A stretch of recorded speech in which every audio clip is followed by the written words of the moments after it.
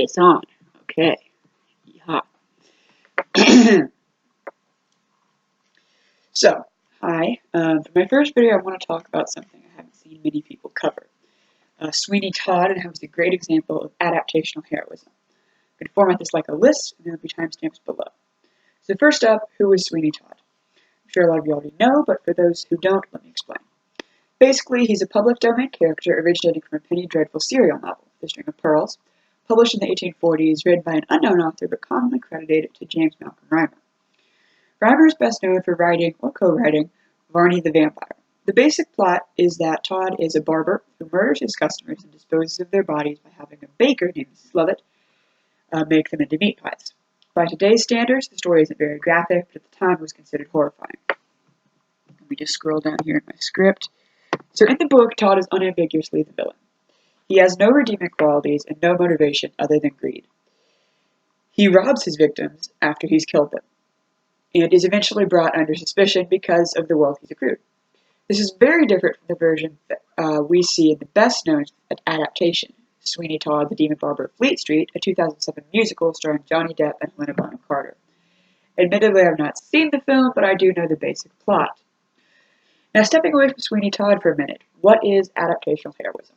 It's just a term to describe a character being a better person in an adaptation than they were in the original work.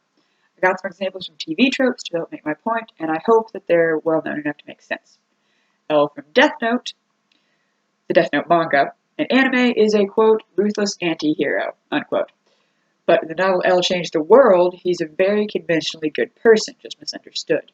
In the Fullmetal Alchemist manga and Brotherhood anime, Celine Bradley is actually the homunculus Pride, whereas in the first anime adaptation, he's just an innocent human child. In the animated Beauty and the Beast, LeFou went along with everything Gaston told him and seemed to not really care if his actions had negatively affected people, while in the live-action remake, he develops a moral compass and eventually betrays Gaston. More scrolling. Back to Sweeney Todd. How does his character change from the original serial novel to the musical? In the novel, as I fuck my unicorn. Don't. In the novel, as I previously said, he has no motivation. He just wants money. In the musical and the movie, he is trying to get revenge on the judge who ruined his life, I believe, by falsely accusing him of a crime which led to his exile. Both versions have him kill a lot of people, and both versions have Mrs. Lovett with her pies, but other than that, they're pretty different. The String of Pearls is not as well known as the musical adaptation, so if you haven't heard of it, you'd probably be surprised by just how different they are, and also by how hard it is to read, because it isn't very good and it really drags on. If it weren't for the musical, it probably wouldn't be remembered at all today.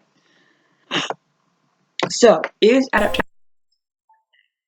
Obviously, the musical version of Sweeney Todd is pretty much a completely different person than the book version, but is that a problem? Well, the author's been dead for well over 100 years, so he probably doesn't give a shit, but does it damage our understanding of the story? I think it depends on the work. Personally, I haven't seen the whole musical, but 2 or 3 songs I've heard are very good, and the book honestly kind of sucks. But that isn't because Todd is or is not a villain. It depends on your own interpretation of the plot. That is the end of this video. It's very bad.